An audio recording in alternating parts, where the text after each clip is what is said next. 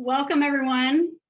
I'm Annie Burke and I have the super cool job of being the Executive Director of Together Bay Area. And I'm going to be your host today. We are so glad that you are here. We all clicked the same Zoom link, but there are many doors to enter into this conversation we're going to have about Indigenous leadership today.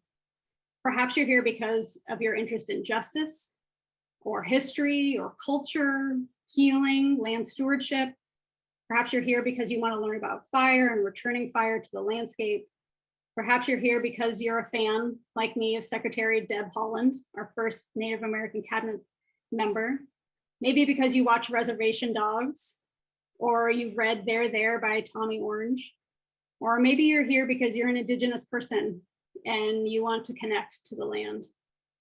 No matter why you're here, we're really glad that you're here. Now I want to start by making visible a few things. In fact, I want to make visible 3 invisible things. The first is that we're all on Native land. And since this is an event showcasing Together Bay Area members' work about Indigenous leadership and Indigenous reconnection to land, I'm going to assume that you know that you're on Indigenous land. Today's program is all about it. So what I want to say, instead of a traditional, or I don't know if we could call them traditional now, instead of a land acknowledgement, as today's host and as a white person, and as we all get situated into this virtual space together, I want to invite you to do something. I want to invite you to look out your window, or a picture if you can't see outside for some reason. Look outside and look at the ground, or a tree, or plants, or birds, or whatever you see in the natural world outside. And I want you to take a deep breath and connect for a second with the place that you're in. Imagine for a second what the view out your window looked like without houses or buildings or concrete, without cars, without freeways.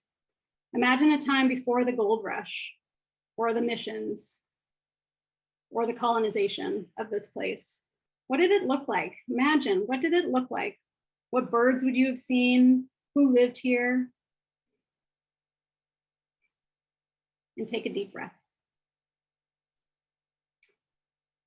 Now I invite you to think of the Indigenous people who are here today, literally here on our Zoom screen, and here living on these lands, who are speaking their language, practicing their culture, eating food that their families have eaten for thousands of years. Who are they, and what do you know about them?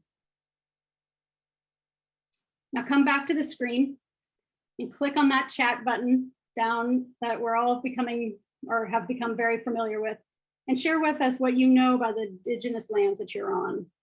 Tell us where you are, and what is a locally grown or native food, what language is spoken where you are, and let's share and learn together. While you do that, and I see some great answers in there, lots of people from all over California, which is great. While you add to the chat, the second thing I want to make visible is that you all belong here, every single one of you.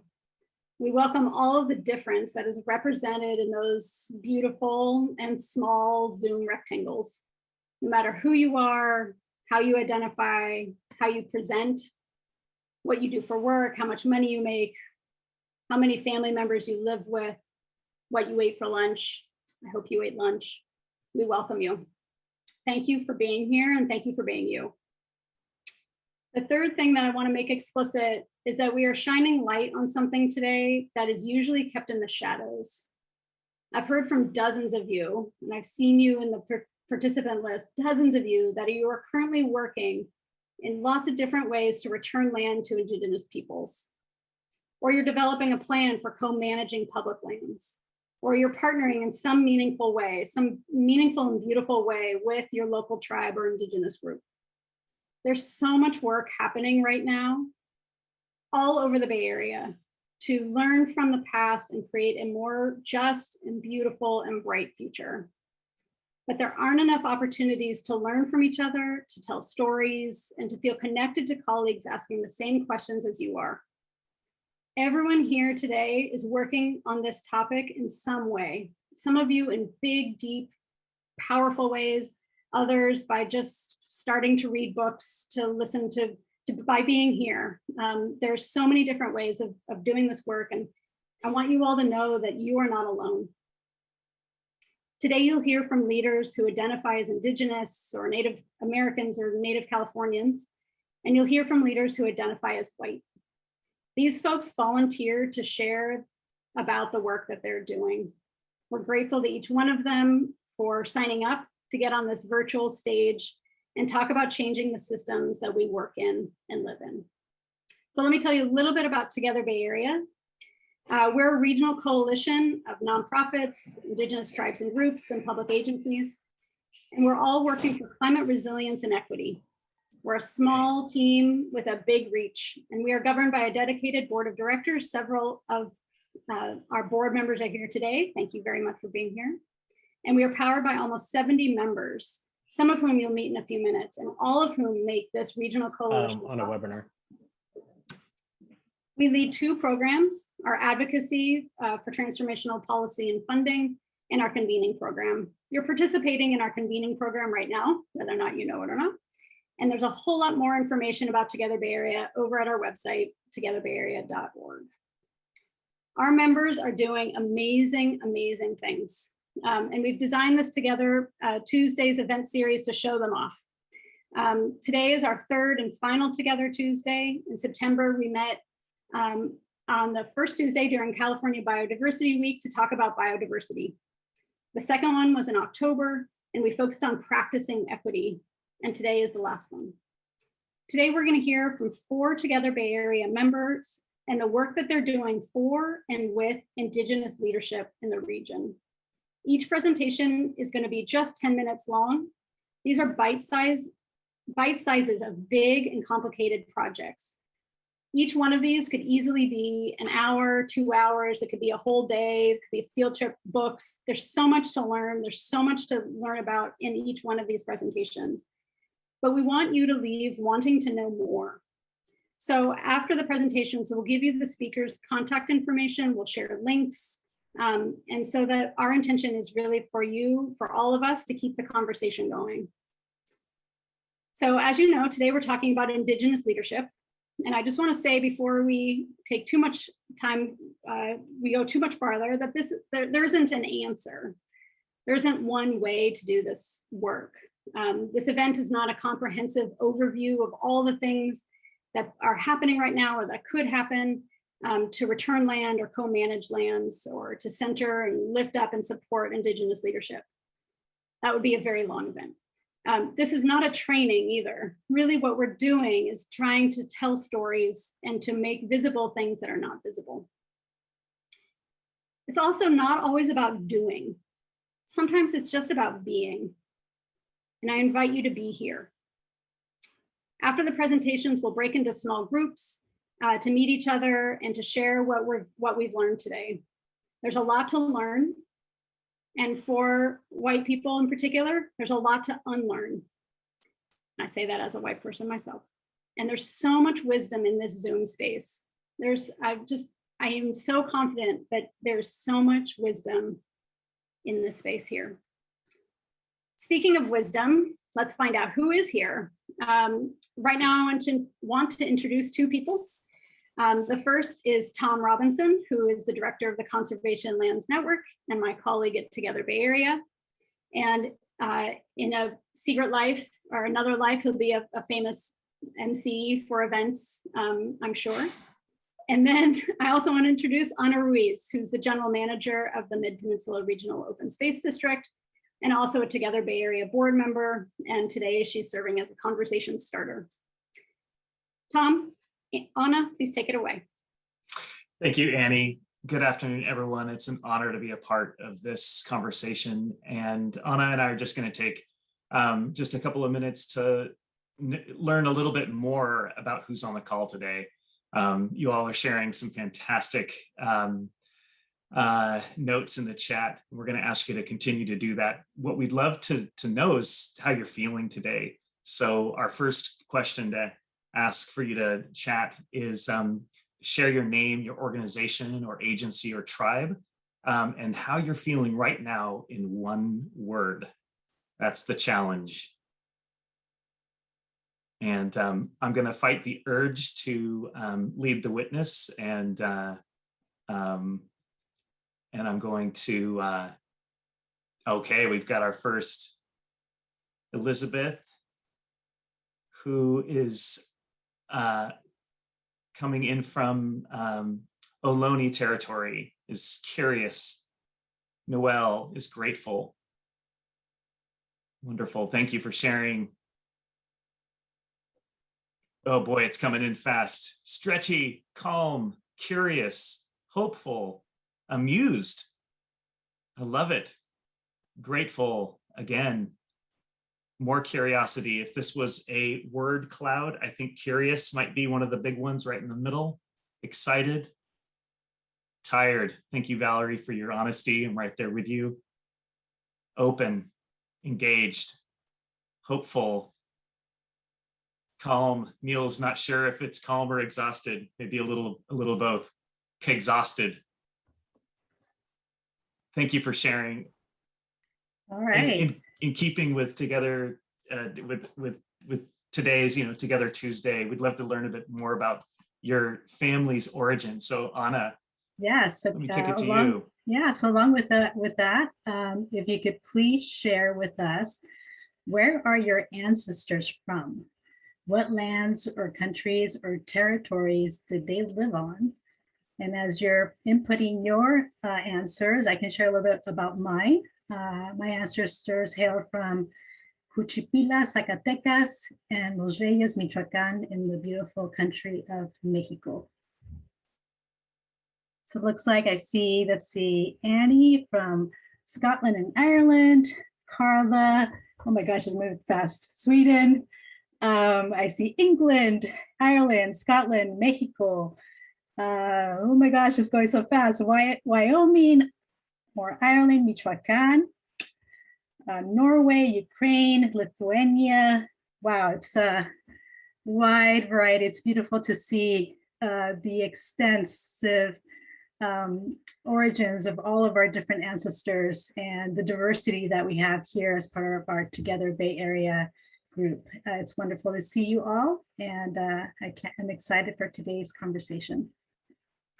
We have one more question for you all, learning more and more. What is something you're curious about right now? What are you wondering, and what do you want to learn? I know that's a lot. What are you curious about? What are you wondering? What do you want to learn? I'll give you a moment to think about that. This could be related to today's topic and speakers or not. And this is just a way of getting ourselves sort of in the learning mode. What are you open to learning right now? How to prioritize my giving to make the biggest impact, from Claudia. How can my organization engage with local tribes on the flora of California? How can private ecological consulting to Indigenous leaders? How to build authentic relationships by listening, from Karen. How can I make the biggest impact, by Haley. How to prioritize my energy for the biggest impact. We have people with a desire to see change and be a part of change. How to keep learning, open to ever new. I like that, Ellen. Curious about how on earth can reparations be made after all of the damage done to Indigenous people and cultures. Thank you, Garth, for that. Curious about the appearance of the mouth of Temescal Creek pre-colonial. Yeah, I think Annie's visualization got us all curious about what our part of this region looked like. Curious about what work is currently being done in the Bay Area to center Indigenous leadership. This is a treasure trove. I could go on and on. How to broaden relationships, how to emotionally survive what's going on right now in our country, the division, the racism, that's another thing. Thank you for that, Jacqueline. I'll just read one more: how to collaborate more effectively and learn from each other about land stewardship, from Alex. Thank you very much. Annie, I'm going to send it back over to you, but I just want to, on behalf of myself and Anna, thank you all for your honesty and, feeling grateful for this technology. If we were at a conference all together, I don't think we could pull off what we just pulled off. And we'll certainly be coming back to this chat after this Together Tuesday. Annie. Thank you, Tom. Thank you, Anna, and thank you, everybody. Holy cow. Ditto to what Tom said. What you're all sharing is amazing. It's going to take some time for my heart to to catch up with what I'm reading. Thank you so much for sharing all that you shared. Thank you, Tom. Thank you, Anna. Let's dive into the member showcase part of our show. So again, we're going to have 4 10-minute presentations by Together Bay Area members. And I was wrong, actually. There's going to be 5 Together Bay Area members, but 4 presentations. You'll see why in just a minute. And again, I just want to reiterate that there's going to be a lot here. After previous Together Tuesdays, it took me some time to really process all that I had shared, or that was shared. And I'm hoping that you'll make some space right now to really focus on what is going to be said here on the screen, because there's really an amazing amount of experience and wisdom and power in what you're about to hear. Speaking of power, I just want to say we're working on Zoom, and if it's not going to happen, but if there's a Zoom technical glitch, we're going to be patient, right, everybody? Everybody here has had some kind of Zoom issue, and it's not going to happen today. But thank you for your patience as we go along. So the first presentation, I want to welcome Chairwoman Charlene Nejma and Dan from the Muwekma Ohlone Tribe of San Francisco Bay Area, and Dan Olstein from Peninsula Open Space Trust to share what work they're doing in building Indigenous relationships. Dan and Chairwoman Nejma.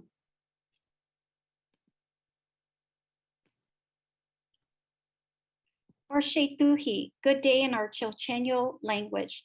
My name is Charlene Nejma, and I'm the chairwoman of the Muwekma Ohlone Tribe of the San Francisco Bay Area. I want to thank you for inviting me to speak with all of you today. I'm very excited to share with you that the Muwekma Ohlone Tribe is forming a new tribal land trust. We have decided to call this land trust the Muwekma Ohlone Preservation Foundation. That word preservation has a certain meaning in the environmental world. For us, it is not just about preserving nature. It's also about preserving our cultural practices, our traditions, and our heritage. For our people, all of those are connected to each other, and they are inseparable. Our ancestors always had a spiritual relationship with the land, and from generation to generation, we were taught that our obligation to protect and sustain Mother Earth was our way to give life to our people now and to give life to our future generations. The Muwekma Ohlone tribe is comprised of all known surviving American Indian lineages aboriginal to the San Francisco Bay region, who trace their ethno-historic origins from the indigenous tribes who continuously occupy these lands for over 10,000 years. Upon arrival of the Spanish in the late 1700s, all Muwekma Ohlone members were involuntarily confined at the 3 Bay Area missions, Mission San Jose, Mission Santa Clara, and Mission Dolores.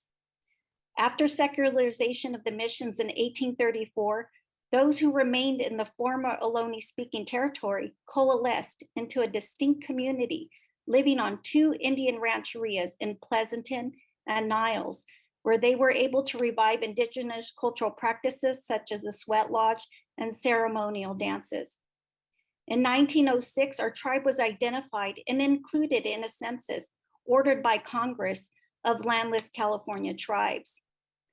Being identified on the 1906 census and being named in 1914, 1923, and again in 1927 on a list of tribes to receive land by Congress effectively gave the Muwekma people acknowledgement, also known as recognition, as an American Indian tribe. The right of sovereignty was promised in perpetuity to tribal nations, and only Congress can terminate that status. Displacement of our people from the lands they stewarded for so long started when the Spanish first rounded us up from our villages and enslaved us in the missions.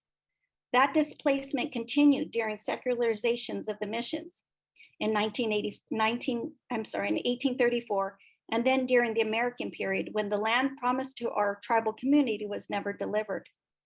A federal agent named Dorrington decided without bothering to visit our landless community that our tribe did not need land, and took it upon himself to remove our tribe from the list of Indian tribes yet to receive land mandated by Congress. If Dorrington had done his duty, Muwekma Ohlone would have had a land base in which to preserve our identity in the eyes of the community. And everyone in this audience would understand that Muwekma, which means the people in our Chochenyo language, are the tribe of this area. But even without a land base, we've survived and continued our community thanks to the resilience and strength of our ancestors.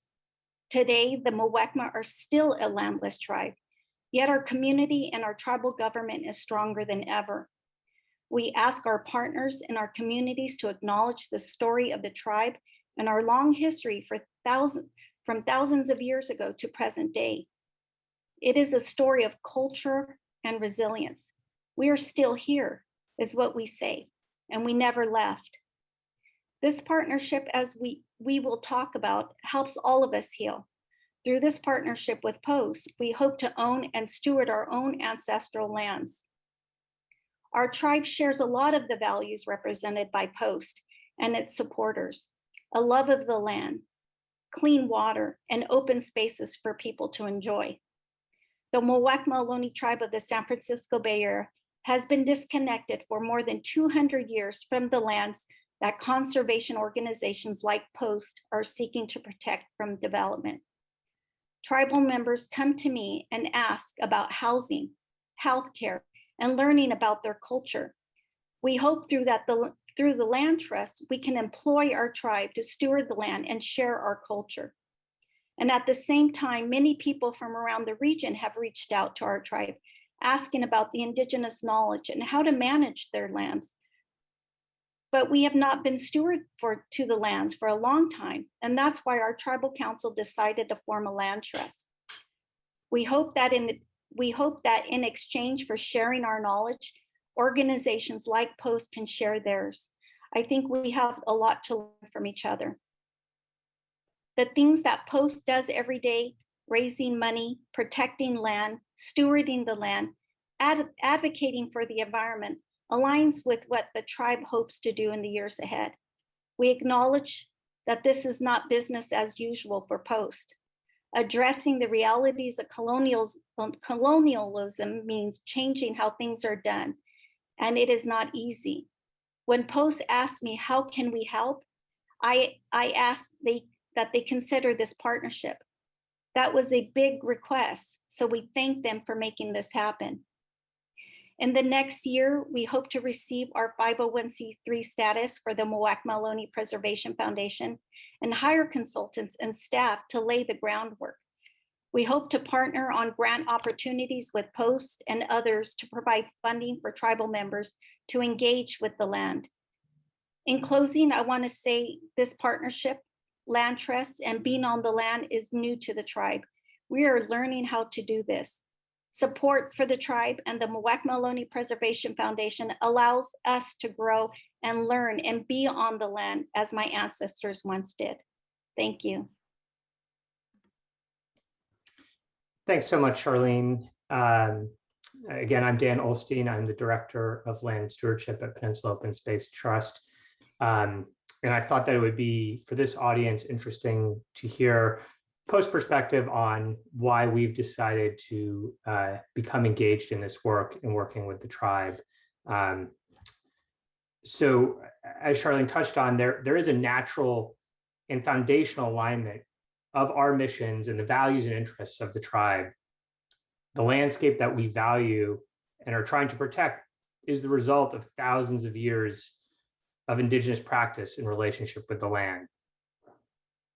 And as Charlene mentioned, at the same time, it's also important to acknowledge the past harm caused to Indigenous people, the forceful removal of the people from the land, and the dislocation of the Indigenous societies that had existed here and managed the lands for thousands of years. And including, there was harm caused in the name of conservation. And while this past can be painful to face, it's essential that we not gloss over it and instead reckon with it as we explore new partnerships and ways to move forward together.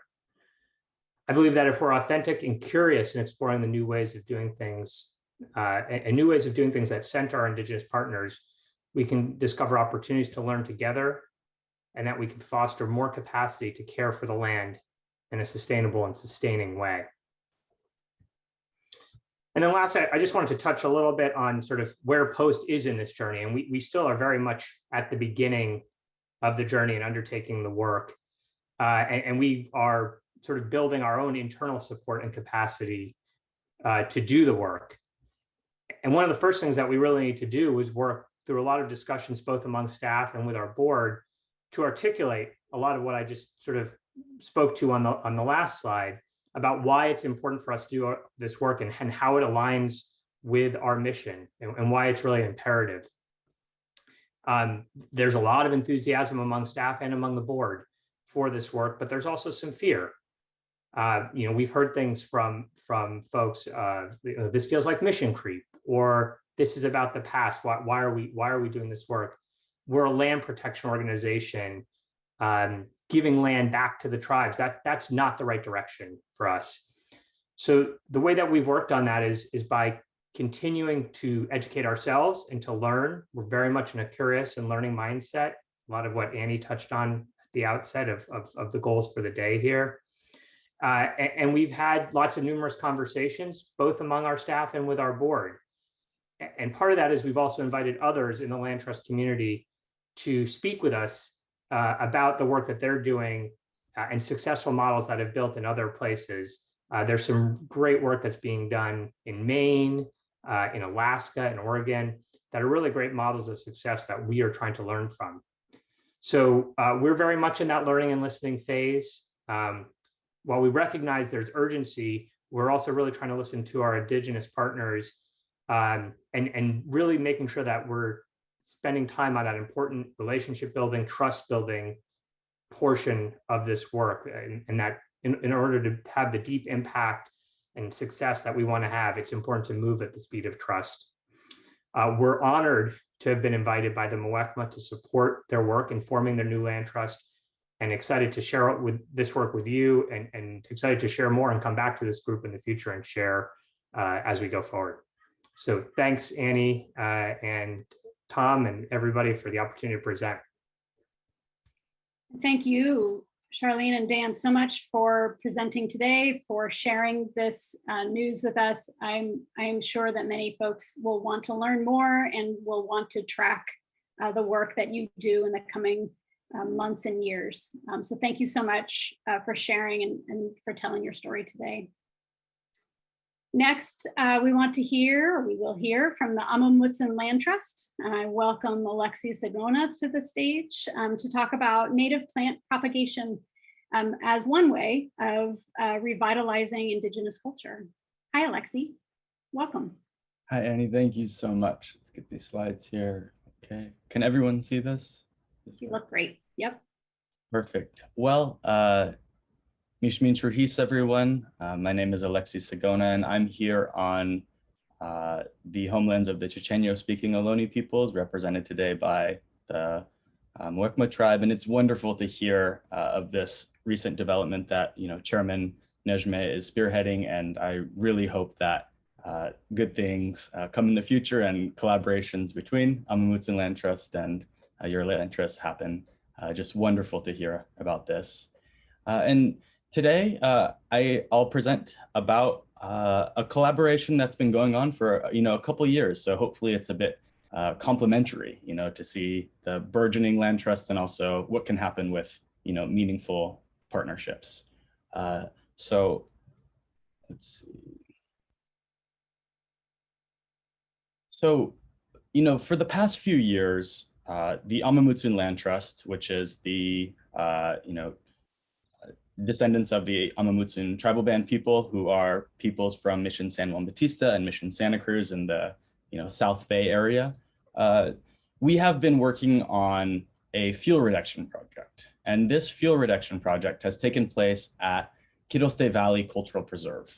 And what that means is we've been removing several thousand Douglas fir trees in a state parks preserve, in part because of collaborative archaeological research that occurred a couple years ago, which really showed that Native people were burning the landscape and that these cultural burns meant that it was a coastal prairie, a really biodiverse coastal grassland.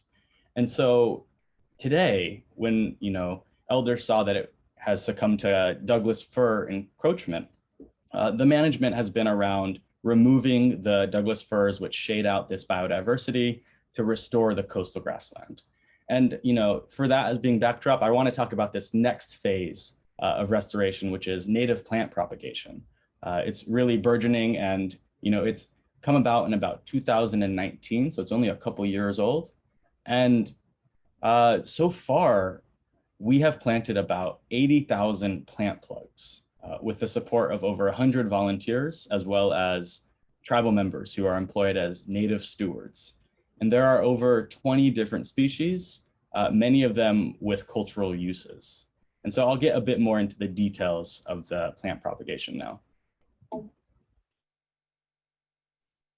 Whoop. Alrighty, so this involves Indigenous stewards stewarding important cultural resources, right? So you may think of cultural resources for Indigenous peoples as being, rock features or village sites and stuff like that, but it also is the biotic. So these plant materials are also cultural resources that are very important to Amah Mutsun culture and other cultures nearby.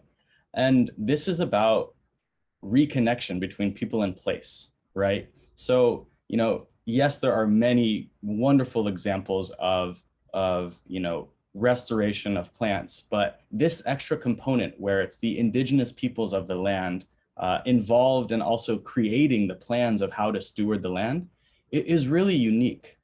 And so what this looks like is, a greenhouse at Cascade Ranch, which is provided through the Pie Ranch Farm Incubator Project in Pescadero.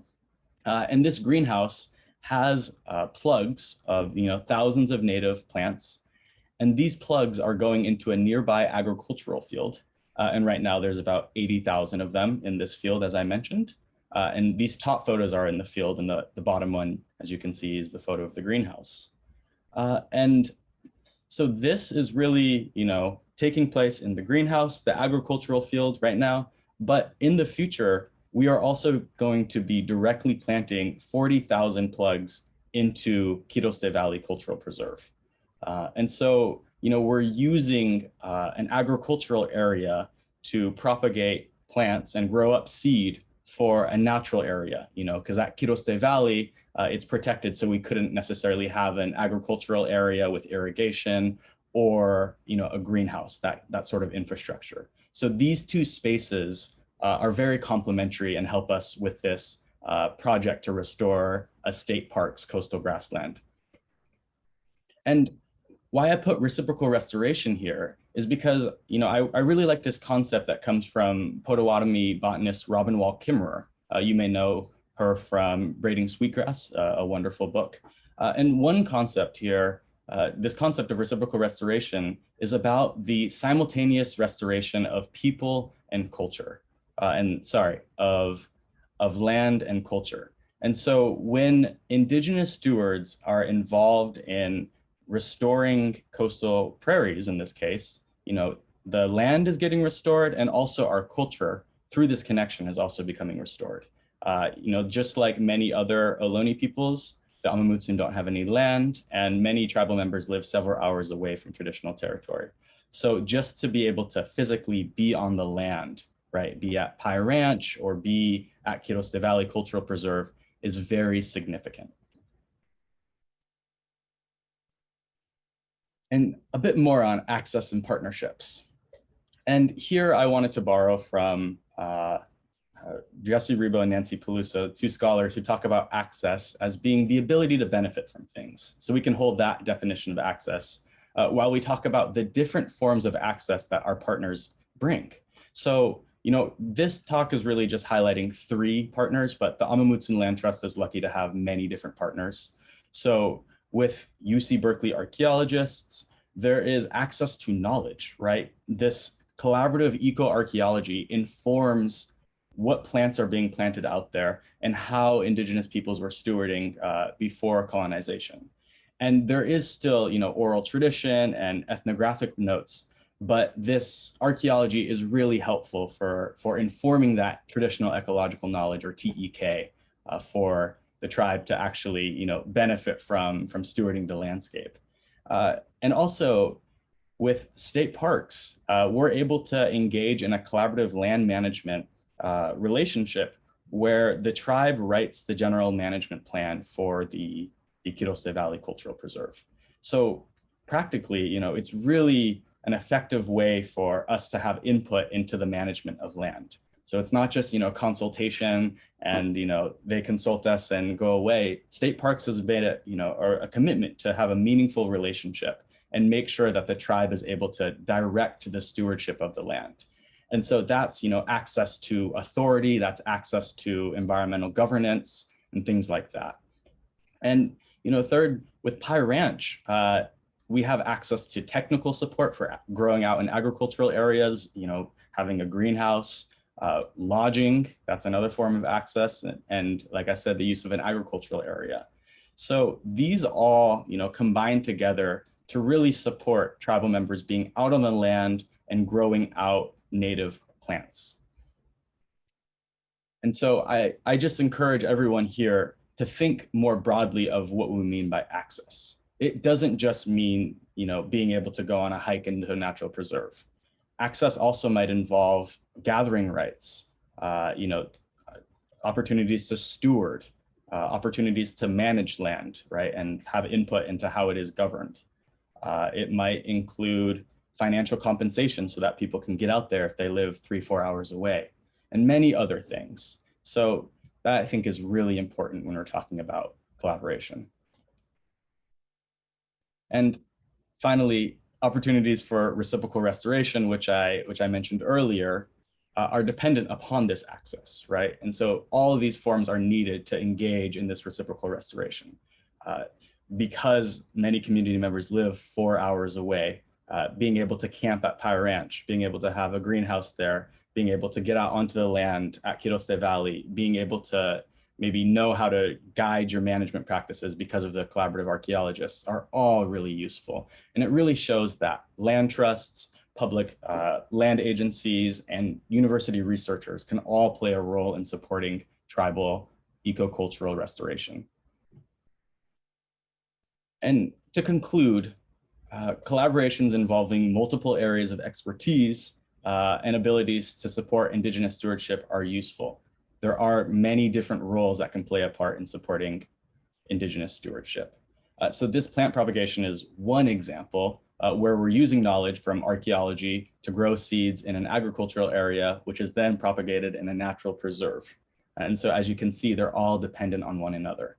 And this isn't a conventional nursery, right? We're restoring an Indigenous worldview and important reciprocal relationships between tribal members and our plant relatives. The agricultural areas have Mutsun names on them for the plants, and more broadly, Indigenous peoples have a unique relationship to ancestral lands. And so stewardship objectives and management, you know, objectives can differ from conventional management approaches that we see. So for example, we're hoping to restore the grassland to be able to harvest important plant materials.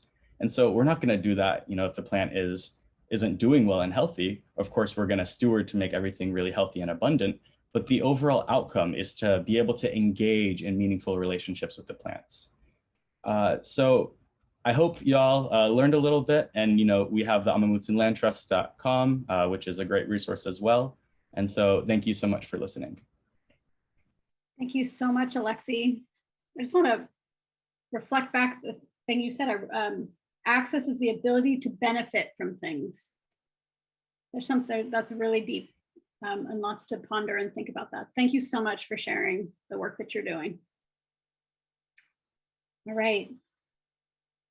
I want to invite you all to get in a solar powered helicopter with me, metaphorically, and travel to the North Bay. We're going to head up to Solano County, or what is now called Solano County, and hear a story from Nicole Braddock from the Solano Land Trust about renaming a place in collaboration with the local tribe. Hi, Nicole, welcome. Hi, Annie.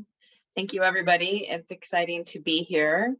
I was hoping to be joined by my partners, but they weren't able to shake loose. I partner with the tribe called the Kodoi Dihi Winton Nation, and it's a nationally recognized tribe. You may know the Cache Creek Casino. They are a government that has staff that are super busy managing all of their many business endeavors. But I'm excited to share a video that we created with them. So I want to just kind of start from the beginning. About 10 years ago, we learned about the tribe, the Kodoi Dihi Winton Nation. And I can't remember if that happened first or if there was a Land Trust Alliance webinar. Actually, we were probably in person. It's hard to remember those days. And actually Chairman Lopez, who we just saw some pictures of with the Amah Mutsun, and the Maidu Summit Conservancy, some of you may know Ken Holbrook, and others were presenting about partnering with tribes. And I was like, wow, how do you do that? And I knew we had our local tribe, so we started to try to find contact information for the tribe without much success. And we found a contact, finally reached out to them and asked them if they would be willing to give us a name for a property that we had just purchased. And they gave us a name, which I don't remember because one of my board members didn't like it. And we never even took it to the board, never honored it, just kind of set it aside. And we didn't even know how disrespectful we were at the time. So not surprisingly, we still didn't have much luck connecting with them, but someone in their leadership suggested that I attend the California Tribal College. And she, in addition to working for the Kodoi Dihi Winton Nation, was also on the Tribal College Board. And so I was really interested in showing them I was serious about learning about Indigenous history. And so we went and stayed, me and one of my board members, in the Capay Valley for 3 days and took this training that was really meant for future tribal leaders, but they let a few of us white folks come join, which was pretty powerful actually. And we learned a lot, and we went away pretty dismayed that we had a chance to build a relationship with the tribe and did not honor it and recognize it for what it was. Luckily, I started talking with their government affairs person, who probably wasn't his title at the time, but I was just asking him, like, how could we convey our interest in building this lasting partnership? He helped us get a sponsorship for an event from them, or it was kind of like a general sponsorship, which was great and I appreciated, but I really was looking for that deeper connection. And so he suggested I write a letter. And so that's one note for folks that are just getting into this business. I sent 10,000 emails and made a whole bunch of phone calls and got nowhere. But when I wrote a letter that was formatted with help from the tribe and some of my Indigenous friends, that was very correctly sent to the chairman and the tribal leaders, I got a letter back that they were in fact very interested in working with us, and they offered us another name, and which we decided to take. You'll hear it in a minute. It was, we put in a request for a name that we could pronounce and that, you know, was short, and they probably didn't even give us, they didn't even let that disrespectful request settle, which I appreciate. And so it's been an adventure in getting to know this name.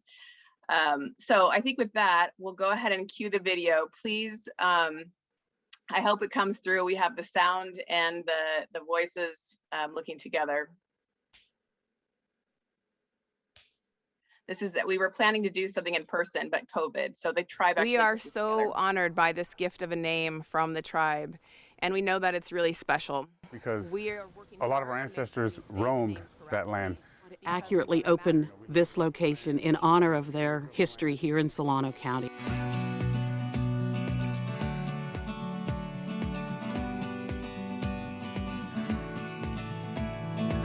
Hi, this is Solano County Supervisor Erin Hannigan, and I am here to pronounce the new name of Rockville Trails in Fairfield.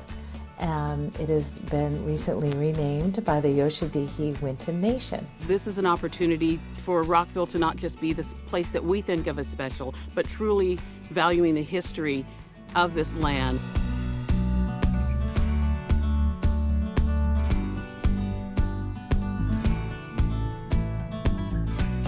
And we felt that it was, perfect for us to join in with the Solano Land Trust. And we appreciate them reaching out to Yoshadihi for this endeavor. We're extremely excited to partner with them.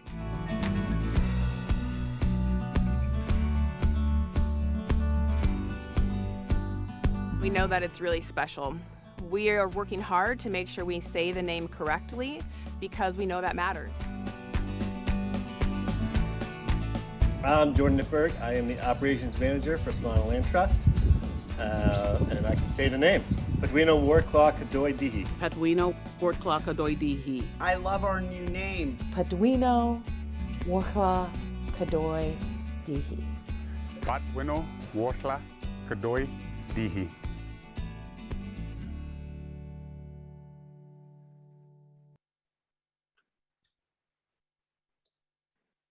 So hopefully that came through okay. It still actually kind of chokes me up because it took such a long time to build the trust back up. And as I was hearing the folks before me talk, this idea of the shared values, that they put that video together. So those were the values that we would come up with: stewardship and respect and beauty in the land. We didn't guide them. That was, they came up with that.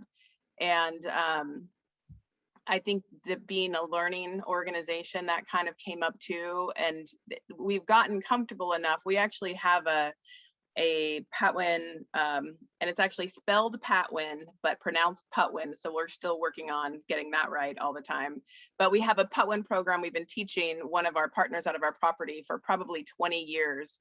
And so I really had to build up the trust with this tribe before I was willing to let them come out and look at our workbook, oh my God, what are we teaching? I want to make sure you really trust me before I can open the book here and make sure we're teaching the honest history. And they actually came out and looked at what we were teaching and made a couple corrections and made fun of us about a couple of things that we were saying, which is great because it just helps to put us at ease. And they tell me sometimes stop worrying so much. We know that you're trying really hard. And so I just offer that to you to just say, we did it, we messed it up in so many ways. I was actually looking back at an email from 10 years ago, preparing my remarks here. And I was calling one of their staff by the wrong name, just flubbing it up in every way you can. And now at first people hear the name and they're like, what did you do? I explain why. We talk about why names are important. We talk about all of the development on top of these really, really beautiful and special places where the tribes lived. They're still around, but most of the best properties have been developed. And we talk about how we want to honor the legacy and remind people that they are still here. That's another thing we saw in one of the earlier presentations. And there's a country club in this area called the Green Valley Landowners. It's a very wealthy, mostly white neighborhood. And I was at an HOA meeting or something. There was hundreds of them in the audience. And we said I said the name and they were kind of oh no, what do I do? And then we practiced and I had 200 old white people going, Patwino Worrtla Kodoi Dihi, and they were saying it with me. And I was We can do this. If I can get this crowd to actually practice with me and practice saying the name, like, we can do this. And so anyway, I'm really excited about it, and I'm happy to talk with anybody about it and all the things we did wrong, but we're doing better now. Thank you so much, Nicole. So can you say the name? Please say the name. Let's pretend that we're all in person, and will you teach us how to say the name correctly? Yeah. So I'll say it first, and then we'll say it together again slowly. So it's Patwino. No, Patwino. See, I'm still learning. Patwino Worrtla Kodoi Dihi. So now we're going to say it together. Patwino Worrtla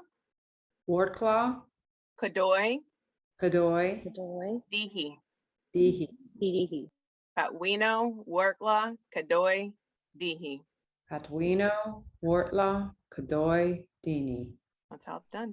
Learning is possible. Thank you so much, Nicole, for sharing. I don't know if you saw that in the chat, there's a lot of appreciation for sharing the mistakes, for sharing, to being honest and open and vulnerable. And I wouldn't expect anything different from you. I'm really grateful. So thank you so much for sharing. And we will share the link to the video and some more information with you with everybody here, as well as on our website as soon as we hear from all of our presenters. So thank you so much. Last but definitely not least, I'm really excited to welcome Anthony Castaños here from Save the Redwoods League to talk about fire and to talk about the forest restoration work that he and his colleagues in partnership with tribes are doing at San Vicente Redwoods. So welcome, Anthony. Thank you, Annie. I'm a little bit further north than you all. I think I'm on the road for another project site up in the ceded land of the Yurok people, but excited to share about San Vicente Redwoods. This presentation, there we go. Let's see. Go to the next slide. Here we go. Just a little bit about Save the Redwoods League. We work wherever the coast redwoods and giant sequoia range exists. So as far south as Big Sur, as far north as the Oregon border, and then also throughout the Sierra, the giant sequoia. The project I want to talk to you all about today is the San Vicente Redwoods, 8,500 acre piece of land that Peninsula Open Space Trust and Semper Virens Fund purchased in 2011. And Save the Redwoods League secured a conservation easement in 2014. You can see the property is broken up into 3 different management units: preservation, restoration, and sustainable harvest. And we're also working with the Land Trust of Santa Cruz County on a public access plan across the property. And with all these different partners involved, another really critical partner that we work with regularly is the Amah Mutsun Land Trust and Chairman Val Lopez. Certainly with all these different projects and folks involved, there's always something new going on. If a project is happening anywhere, it's very likely happening at San Vicente Redwoods as well. And we really want to be diligent, thoughtful about the work that we do and incorporate different groups and organizations and certainly Native people, so that our work is done really thoughtfully and effectively.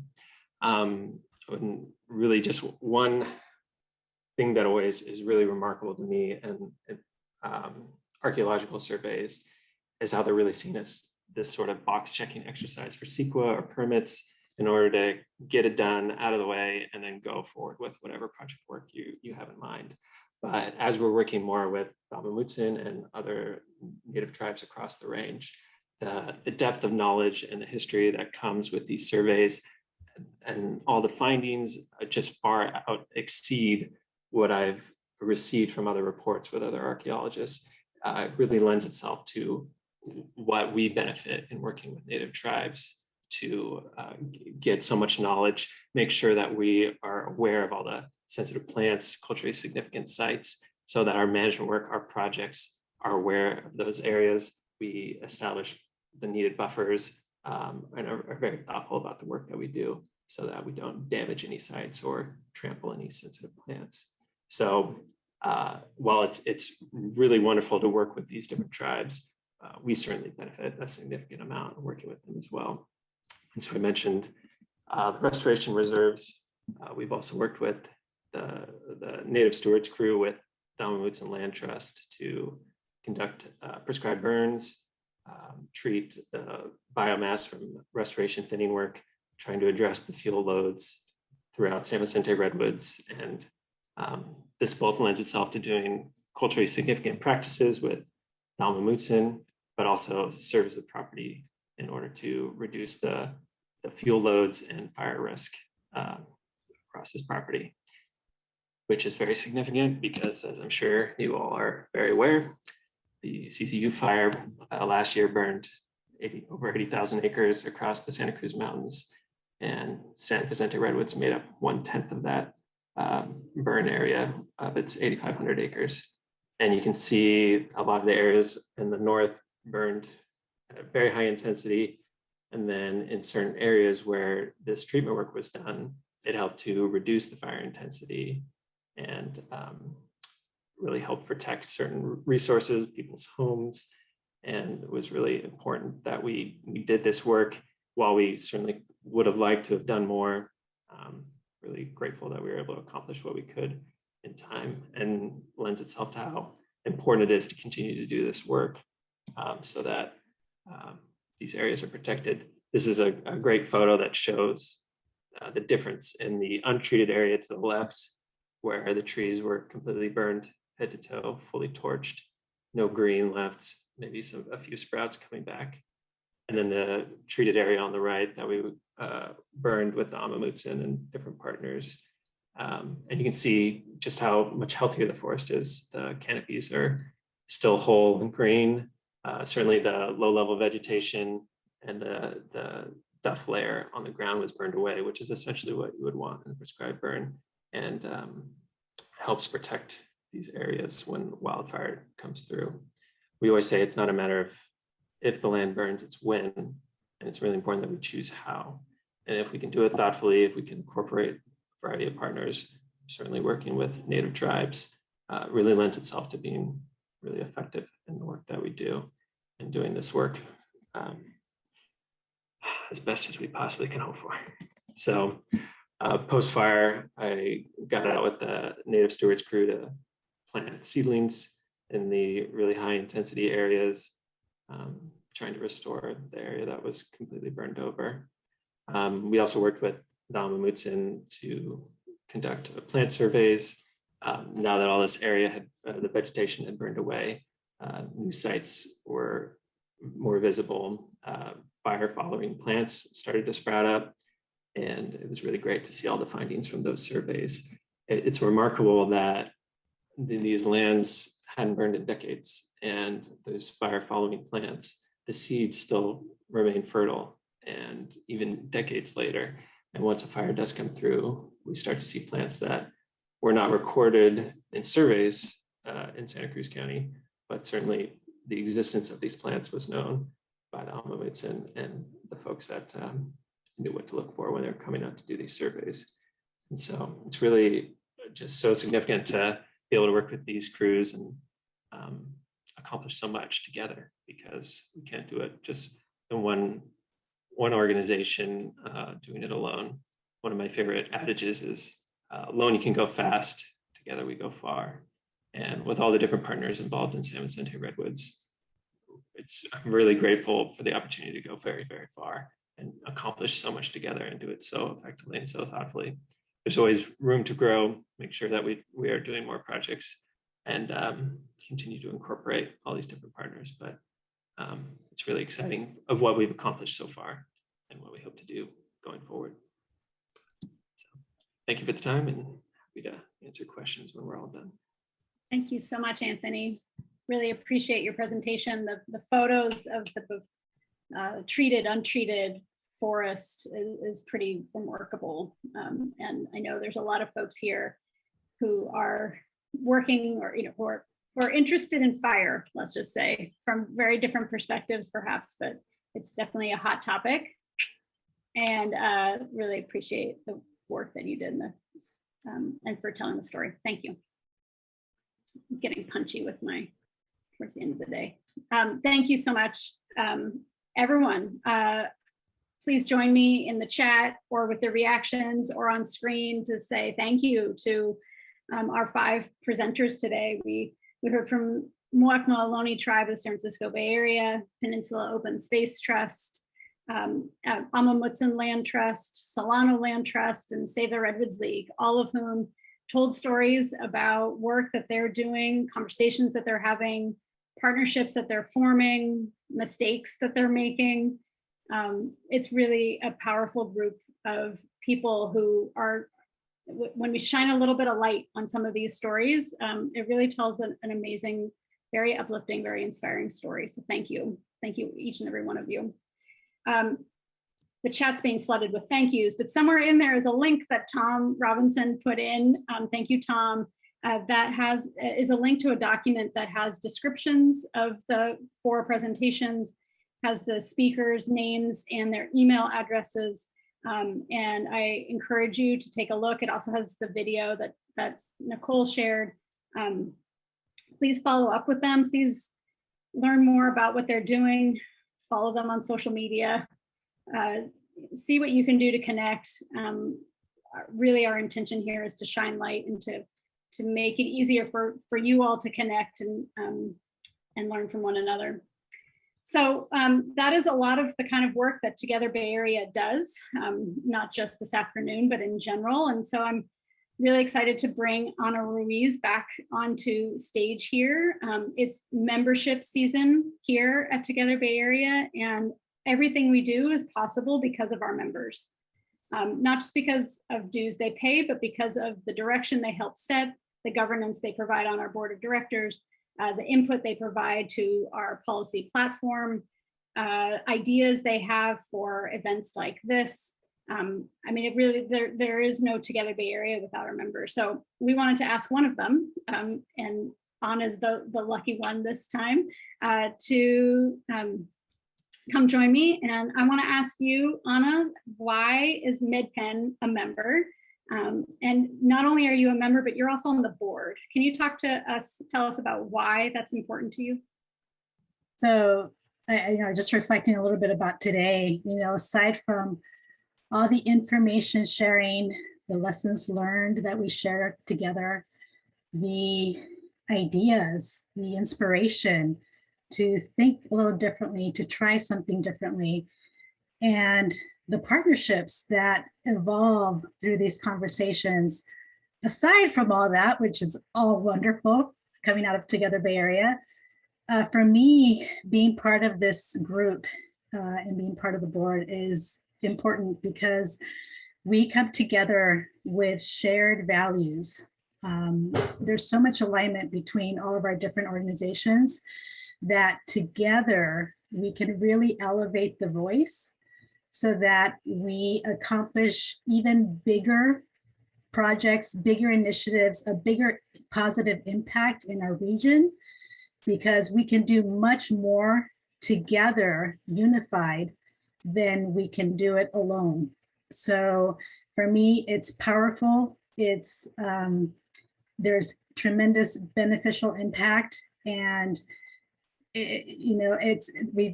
MidPen has benefited so much over the last close to 2 years now, and I know that will just continue. So I encourage everybody to really think about being a member, because there's so much benefit here. Aside from everything that you gain today, there's even more, because there's so much we can do together with a unified voice. So, great, thank you, Anna. Gonna make me blush over here, but I'm curious if there's anything that you see, what some of those intangibles are. I guess what are some of those things that aren't on a screen, that aren't on our website, but aren't quite so tangible, touchable, that you think is part of what makes Together Bay Area and all the people involved in it, what makes it happen, what makes it special? It's the ability to really get to know a lot of different organizations and people within those organizations. We're all achieving our own work individually, but there's so much potential there to leverage our resources to leverage our expertise, to leverage our goodwill, to really elevate and bring our projects to a bigger scale, in a sense. And that's through unified types of communication, through going to Sacramento, for example, and bringing our message, bringing our story, and gaining new champions for the work that we do. And it's also learning from each other the way we have today. There's so much wealth and information and learning that we have between each other. And there's, I've been incredibly inspired today. So yeah, it's something that I know I've gained tremendously from, and I know staff at MidPen have as well. And there's just an incredible benefit here for everyone. Thank you so much. And thank you for your service on our board and for being here today, and really appreciate you and all that you bring to Together Bay Area. So thank you. And thank you, Tom, for putting a link in the chat to membership information. And if please take a look there. If you're already a member and if you haven't renewed yet this fall, I invite you to do that. If you want to talk more about what we do and what it means to be a member, I'd be happy to talk with you anytime.